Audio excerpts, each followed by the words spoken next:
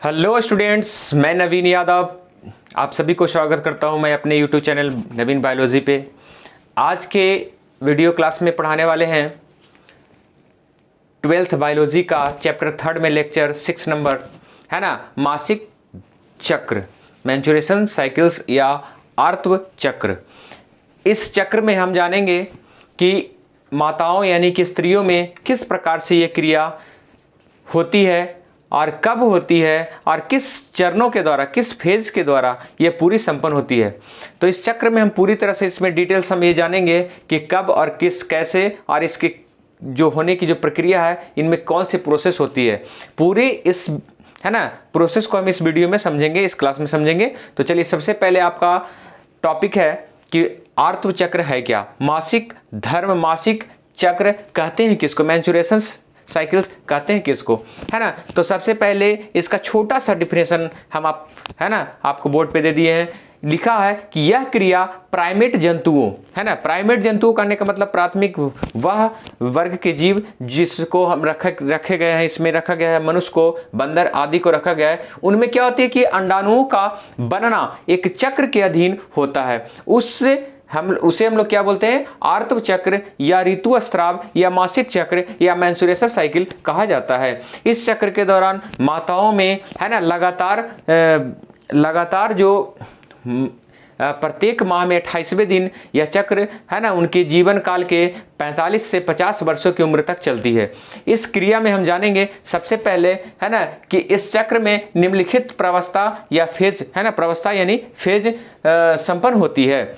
तो इस फेज को हम पूरी डिटेल से एक एक करके हम लोग समझते हैं, है ना। तो सबसे पहले इसमें है कि रज्जोधर्म या आर्तव प्रावस्था, मेंस्ट्रुएशंस, है ना, फेज किसे कहते हैं, क्या है, इस पूरी प्रोसेस को हम जानेंगे, है ना। तो सबसे पहले जो इसकी जो सबसे पहले रज्जोधर्म प्रावस्था जो होती है, इसको हम जानेंगे।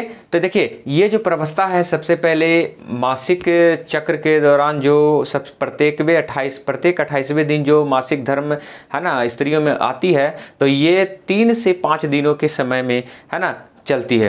तो इस क्रिया के दौरान क्या होती है कि उनके स्त्रियों के वेजाइना यानी कि जो योनि के मार्ग द्वारा क्या होती है कि 3 से 5 दिनों तक रक्त के रूप में स्राव होती है।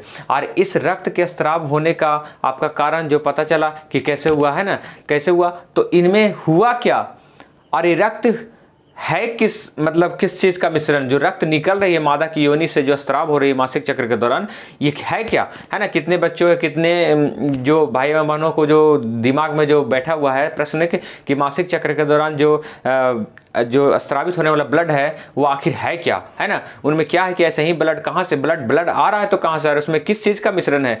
तो ब्लड का जो आने के स्राव होने की जो प्रक्रिया है, प्रोसेस है, उनमें क्या होती है कि सबसे पहले जो अनिषेचित अंडे थे, क्या थे, जो अनिषेचित, जो पहले जो ये एक बनकर हमारे फैलोपियन ट्यूब, माता के जो गर्भ में, फैलोपियन ट्यूब में यानी स्त्रियों के फैलोपियन ट्यूब में जो अंडाणु बैठे थे, जो निषेचन के पहली जो प्रक्रिया में वेट किए थे और वो निषेचन नहीं हो पाया, तो क्या हो गया कि वो अंडाणु क्या हो गया, निष्क्रिय अवस्था में बैठा हुआ था, है ना। और उसके साथ साथ ये जो उनका जो मासिक चक्र के दौरान 28वें दिन इनका कॉपर ल्यूटियम्स नामक ग्रंथि अंदर जो होती है ओवरी में, है ना, उनमें क्या होती है, उनकी वैलिडिटी यानी उनकी समय जो एक्सपायरिंग जो डेट आ जाती है प्रत्येक 28वें दिन, और वो कॉपर ल्यूटियम्स नष्ट होने लगते हैं। और उसके नष्ट होने से माता के गर्भ में जो गर्भाशय की आंतरिक भित्तियाँ, जिसको बोलते हैं एंडोमेट्रियम्स, जो अस्तर होती है, आवरण होती है ना, उस लेयर्स होती है, जो क्या करने टूटने लगती है। तो इन सभी चीज का मिश्रण, किसका मिश्रण, तो सबसे पहले जान लीजिए कि 3 से 5 दिनों की जो फेज चलती है, कौन सा फेज है, 3 से 5 दिनों का फेज है, कौन सा फेज है, सबसे पहला फेज है रज्जोधर्म आर्तव प्रावस्था। हम यहां से बना लेते हैं कि ये हो गया क्या, ये हो गया सबसे पहला दिन, क्या हो गया, सबसे पहला दिन। देखिए इधर, यहाँ क्या है, पहला दिन, फर्स्ट डेज, है ना। और ये क्या है, 28 दिन, मैंने 28वें दिन कह सकते हैं, पहला दिन या 28वें दिन, है ना। तो इस क्रिया के दौरान सबसे पहले सामान्यता माना जाए तो 3 से 5 दिनों की, है ना, यानी कि स्त्रियों में जो मासिक धर्म जो होती है, मासिक चक्र जो चलती है, तो 3 से 5 दिनों की ये प्रवस्था चलती है। कौन सबसे पहले? रज्जो धर्म या आर्तव प्रवस्था, मेंस्ट्रुएशन फेज, है ना। यह प्रवस्था क्या हुई कि 3 से 5 दिनों तक चली। तो 3 से 5 दिनों तक की चलने की जो प्रक्रिया है, इनमें क्या हुआ कि रक्त स्त्रावित हुआ मादा के योनि के द्वारा, है ना, रक्त के रूप में जो स्त्राव हुआ 3 से 5 दिनों तक लगातार, उस फेज को, उस प्रवस्था को, है ना, हम लोग क्या बोल दिए? रज्जोधर्म या आर्तव प्रवस्था। सबसे पहला फेज को इसी के नाम पे रखा गया है क्योंकि यह 3 से 5 दिनों तक चलती है। इनके दौरान क्या होती है कि अनिषेचित अंडे जो फैलोपियन ट्यूब में उपस्थित थे और माता के योवरी में जो कॉपर ल्यूटियम्स नामक जो ग्रंथि थी वो क्या हो गया? एक्सपायरी में आ गया, मतलब उनका वैलिडिटी खत्म हो गया। अब वो क्या हो गए? नष्ट होने लगे और फिर पुनः नया निर्माण होने के साथ साथ ओवरी के साथ साथ वो फिर पुनः बनेंगे। तो वो और कॉपर ल्यूटियम्स अनिषेचित अंडे और मादा के, जब देखिए कॉपर ल्यूटियम्स जब नष्ट होगा तो उसके साथ साथ प्रोजेस्टेरॉन क्या होगी? प्रोजेस्टेरॉन नामक हार्मोन का अभाव होगा, जिसके दौरान क्या होगी कि एंडोमेट्रियम जो आंतरिक स्तर है गर्भाशय की, वो खत्म होने लगी, नष्ट होने लगी। तो वो भी नष्ट हो जाएगा, कॉपर ल्यूटियम्स भी नष्ट हो जाएगा और अनिषेचित अंडा जो निष्क्रिय अवस्था में अवशेष के रूप में बचा हुआ था वो भी क्या होगी? ब्लड के रूप में 3 से 5 दिनों तक स्रावित होती है। तो ये सबसे पहला फेज हो गया। कौन सा हो गया सबसे पहला फेज?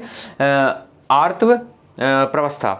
अब सेकंड फेज में चलते हैं हम लोग। ये फर्स्ट से 28 दिन के अंदर में 3 से 5 दिनों की क्रिया हम लोग पढ़नी है। 3 से 5 दिनों का क्रिया का लिए पढ़ लिए। अब चलेगा कौन सी क्रिया? अब चलेगा 6 से 5 तक तो चल गया, 6 से 13 दिन। अब कितना दिन आया? 6 से 13 दिन। 6 से 13 दिन की जो प्रावस्था होती है, काल होते हैं, समय चलती है ना, यह जो क्रिया चलती है, इनमें सब दूसरा है जो क्या है? पुटकीय प्रावस्था, फॉलिकुलर फेज या, है ना, प्रोलिफरेशन फेज या पुनरुद्भवन। इसमें क्या होती है कि नामे है, देखिए जो हम oogenesis में सबसे पहले पढ़ा दिए थे कि बहुत सारे ओगोनिया सेल बना, बहुत सारे ओगोनिया सेल प्राथमिक, है ना, पुटक का निर्माण किया और प्राथमिक पुटक में प्राथमिक अंडक का निर्माण किया, प्राइमरी ऊसाइट बना, प्राइमरी फॉलिकल्स बनी, है ना, बढ़ते बढ़ते विकास करके द्वितीयक पुटक बना, द्वितीयक अंडक बना। तो इस दौरान लास्ट में जाते जाते बन जाएगा तो ग्राफीय पुटक बन जाएगा।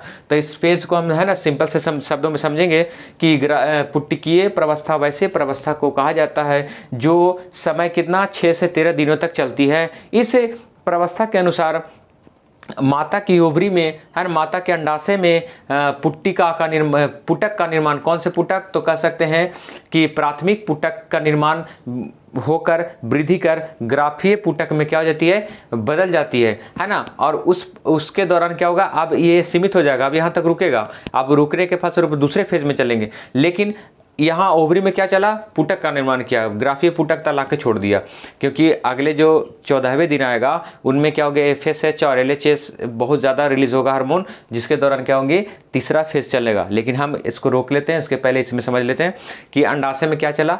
पुटक का निर्माण हुआ, जो प्राथमिक पुटक वृद्धि करके ग्राफीय पुटक में बदल गया। और यहाँ चला था एंडोमेट्रियम में वृद्धि हो रही थी, यानी गर्भाशय के अंदर आंतरिक स्तर, गर्भाशय के आंतरिक स्तर का निर्माण हो रहा था। और अंडाशय में क्या हो रही थी? अंडाशय में हो रही थी, है ना, ग्राफिका पुटक का निर्माण हो रहा था। और अंडाशय में ग्राफिका पुटक का निर्माण हो रहा था और गर्भाशय में किसका निर्माण होता?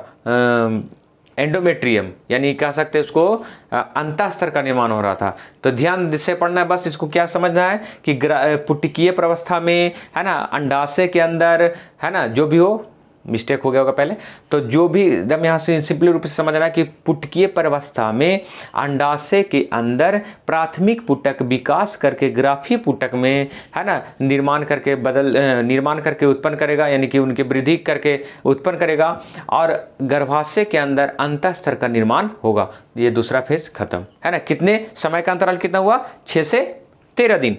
अगला जो चलने वाली प्रावस्था है अंडोत्सर्ग प्रावस्था, या फिर बोल सकते हैं, है ना, ओव्यूलेटरी फेज, है ना, ओव्यूलेटरी फेज जो है, यह प्रावस्था जो चलेगी, यह प्रावस्था 14वें दिन होगी। अंडोत्सर्ग का मतलब है उत्सर्जन, मतलब जैसे हमारे शरीर से अभी पसीना निकल रहा है, मतलब किसी भी चीज़ को उस, ना, अपने स्थान से, गंतव्य स्थान से बाहर निकल जाना, हट जाना, है ना, उत्सर्जन कहलाता है, उत्सर्ग कहलाता है। तो यह क्रिया जो है 13 दिन तक चला। 14वें दिन क्या होगा कि इनमें अंडोत्सर्ग की क्रिया हो गया, है ना। ग्राफिका पुटक निर्माण करके छोड़ दिया, तो ग्राफिका पुटक का काम है कि अब वह ऐसा योग बन गया है कि उनके अंदर सेल बन गए, एग बनने की जो समय था वो बन गया, एक मतलब बन गए उसमें। अब जो है उनमें आगे का प्रोसेस हो सकता है, तो आगे का प्रोसेस जो है अंडो उत्सर्ग की प्रवस्था आ गई। अब इनमें क्या हुआ कि बहुत सारे 14वें दिन बहुत सारे है ना उनके शरीर में बहुत सारे LHS FSH है ना जो हार्मोन्स है वो निकालना स्टार्ट कर दिया। क्या कर दिया? स्रावित करना स्टार्ट कर दिया। और वह जाके ग्राफिका पुटक पर अटैक किया, और अटैक करने के फलस्वरूप ग्राफिका पुटक फट जाती है। और ग्राफिका पुटक फटने से ही उनके अंदर जो प्राथमिक या द्वितीयक जो एग है, अंडे है, वो बाहर निकलना स्टार्ट हो जाते हैं। और है ना गर्भाशय की विभिन्न लेयर फट जाती है और अंडों का क्या, अंडाणुओं का क्या कर दिया जाए, बाहर निकल जाता है, जिसको बोलते हैं अंडो उत्सर्ग बोलते हैं। यह क्रिया कब चली? 14वें दिन चली, है ना। अब 14वें दिन चल गया तो आगे चलना है 15 से 28 दिन की क्रिया। क्या हो गया? 15 से 28 दिन की क्रिया। तो पहला प्रवस्था, दूसरा प्रवस्था, तीसरा प्रवस्था और 15 से 28वें दिन चौथे प्रवस्था चलेगी। नाम में है ना, नाम क्या है? ल्यूटियल प्रवस्था, है ना, ल्यूटियल फेज जो कहा गया है। इस फेज में क्या होती है कि माता के जो ओवरी होती है, अंडाशय होती है, उनमें जब ग्राफिका पुटक से अंडाणु निकल गई तो ग्राफिका पुटक जो परिवर्तित होकर एक है ना कॉपर्स ल्यूटियम नामक ग्रंथि में पीत पिंडक के रूप में उपस्थित होकर, है ना, उसमें उपस्थित होकर क्या हो जाएगी? बैठ जाएगी। और वह क्या बन जाएगी? कॉपर ल्यूटियम्स नामक ग्रंथि बन जाएगी, जो प्रोजेस्टेरोन नामक हार्मोन का क्या करेगा? स्त्राव करेगा। बहुत गर्मी है इसलिए है ना थोड़ा पसीना निकलने की जो समस्या बहुत ज़्यादा बढ़ गई है। तो इसमें क्या होती है कि बहुत सारे मतलब ग्राफिका पुटक कॉपर ल्यूटियम्स नामक ग्रंथि का निर्माण कर दिया, है ना, जो प्रोजेस्टेरोन नामक हार्मोन का क्या करता है? रिलीज करता है। और वह प्रोजेस्टेरोन नामक हार्मोन जहां क्या हो रही थी? गर्भाशय की आंतरिक स्तर निर्माण हो रही थी, वहां जाके उनको और सपोर्ट करेगा और उस भित्ति को क्या कर देगा? मोटा बना देगा, ग्रंथियल उत्तक बना देगा, ग्रंथि मतलब ग्रंथि से भर देगा उनको, है ना। और उनमें बहुत सारे रक्त युक्त क्या बन जाएंगी, है ना, रक्त की बहुत सारी आपूर्ति हो जाएगी, मतलब उसमें बहुत सारे रक्त भर जाएगी, है ना। तो इसीलिए जो मासिक चक्र के दौरान जो टूटती है लेयर्स, जो आंतरिक लेयर टूटती है, इसलिए उनके साथ बहुत सारे ब्लड निकलते हैं, क्योंकि वह लेयर्स में बहुत सारे ब्लड का कनेक्शन होता है ना, उनमें छोटी छोटी कोशिकाएं लगा होता है जिनमें ब्लड भरी होती है। इसी कारण से क्या होता है? ब्लड उसमें निकलती है। तो इन हम चारों प्रवस्था को हम, है ना, एक लाइन में हम समझ गए। इस लाइन को अगर पकड़िएगा तो आपको एक एक करके ये चारों फेज जो है आपको समझ में आ जाएगा। पहला प्रवस्था कब हुआ? 3 से 5 दिन। कौन सा प्रवस्था? रज्जोधर्म हुआ। दूसरा प्रवस्था कौन सी चली? पुटकीय प्रवस्था, जो 6 से 13 दिन चला, है ना। और 14वें दिन जो चलने वाली प्रवस्था है, जो अंडो उत्सर्ग होता है, यही जाके फॉलिकल्स जो क्या बोलते हैं उसको, अंडवाहिनी या फैलोपियन ट्यूब में 14वें दिन के अंतर ही क्या होती है? निकल कर कहाँ चल जाएगी? अंडाणु फैलोपियन ट्यूब में, और वहाँ जाके उपस्थित हो जाएगी, जिसका है ना जो क्या किसका वेट करेगा? शुक्राणु का वेट करेगा। और ये ज़्यादा दिन नहीं है ना, कह सकते 24 घंटे के अंतराल में ही ये ज़्यादा एक्टिव रहेगा, उसके बाद निष्क्रिय होना स्टार्ट हो जाएगी और 2 दिन के अंदर में खत्म नष्ट हो जाएगा। निष्क्रिय अवस्था में मतलब वहीं एब्सेस के रूप में बच जाएगा, पड़ा हुआ रहेगा। जो अगले 28वें दिन आएगी उस अवस्था में यह बाहर निकल जाएगा। अब देखिए चौथा है जो 15 से 28 दिन तक गर्भाशय को सपोर्ट करता है ना। और सपोर्ट करते करते देखा कि अब लगता है कि है ना बेचारा हार मान जाएगा 15 से 28 दिन तक, कि अब लगता है कि इसमें भ्रूण का निर्माण, जैगोट का निर्माण नहीं होगा। तो बेचारे 28वें दिन इनका क्या हो जाता है? वैलिडिटी खत्म, और इनमें क्या हो जाता है कि खत्म होने की प्रवृत्ति आ जाती है। तो चलिए अब हम इन चारों फेज को हम बढ़िया तरीके से पढ़ लें, इनको 2 बार 4 बार 3 बार पढ़ते रहिएगा। ठीक है, थैंक यू।